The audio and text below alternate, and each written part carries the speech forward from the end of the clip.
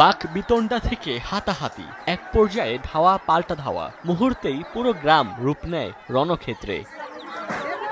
তুচ্ছ ঘটনাকে কেন্দ্র করে সংঘর্ষ কোনোভাবেই থামছে না ব্রাহ্মণবাড়িয়ায়। এবার মাটি কাটা নিয়ে সংঘর্ষে জড়ালো সরাইল উপজেলার পরমান্দপুর গ্রামের লোকজন। পুলিশ জানায়, বৃহস্পতিবার সকালে চান্দালের মাঠে মাটি কাটতে যায় কাঞ্চন আইয়ুব গ্রুপের লোকজন। এতে বাধা দেয় সাব্বির জিয়াউল আমিন গ্রুপের সমর্থকরা। এ নিয়ে উভয় পক্ষের মধ্যে প্রথমে হাতাহাতির ঘটনা ঘটে। এক পর্যায়ে সংঘর্ষে জড়ান দুপক্ষ। এতে অন্তত 50 জনের বেশি আহত হন। এর মধ্যে 40 জনকে কিশোরগঞ্জের ভৈরব উপজেলা স্বাস্থ্য কমপ্লেক্সে চিকিৎসা দেওয়া হয়।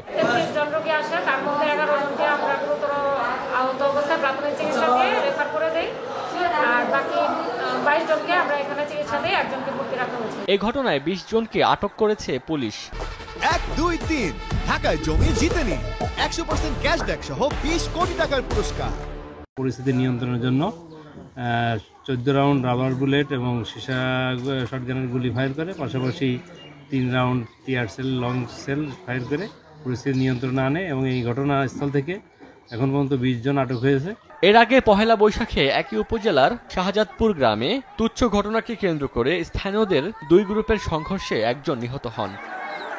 ওমর ফারুক, সময় সংবাদ।